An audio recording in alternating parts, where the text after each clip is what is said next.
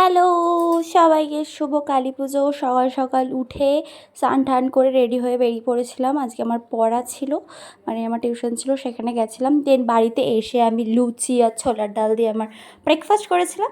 দেন তারপর একটা খেয়ে নিয়েছিলাম চকলেট, যেটা অফিস থেকে দিয়েছিলো, মানে যে চকলেটের হ্যাম্পারগুলো দিয়েছিলো তার থেকে একটা চকলেট।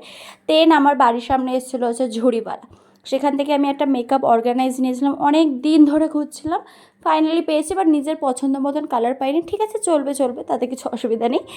তারপরে ঘরটা ভালোভাবে ডেকোরেট করে দেন আবার এগেইন আমি একটা চকলেট খেয়েছি। তারপর লাঞ্চ করেছিলাম। আজকে যেহেতু একটা জায়গায় নিমন্ত্রণ ছিল, সেখান থেকেই তো অনেক রকম খাবার এসেছিলো, তো সব থেকে একটু একটু একটু করে খাবার খেয়েছিলাম।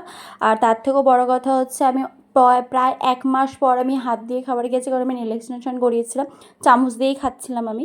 তো খাওয়ার পরে হচ্ছে টিস্যু দিয়ে আমার যে তরকারি হলুদগুলো সেটা রিমুভ করলাম। দেন দুপুরবেলাটা ঘুম দিয়ে বিকেলবেলা উঠে রেডি টেডি হয়ে বেরিয়ে পড়েছিলাম আমি কালী পুজোর কালী ঠাকুর দেখতে।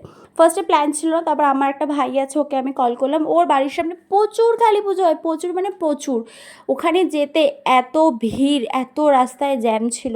অনেক কষ্টে পৌঁছানোর পর ওর বাড়ির সামনে একটা রেল স্টেশন হয়েছিল, যেটা আমার খুব ভালো লেগেছে। মানে খুব, ওই যে ট্রেনটা ছিল, যেটা বগিটা, ওটা লিটারালি চলছিল, মানে ওখানে একটা অর্গানাইজ ছিল যেটা দিয়ে চলছিল ট্রেনটা। তো দেন আমি ওটাতে উঠেওছিলাম, বিশাল মজা পেয়েছি, আমার দেখে বোঝা যাচ্ছে। তো তারপর ওখান থেকে গেছিলাম আবার ঠাকুর দেখতে। অনেক জায়গায় বেশ ভালো ভালো ফাংশান হচ্ছিল, খুব ভালো ভালো গানে সব বাচ্চাগুলো ডান্স করছিল।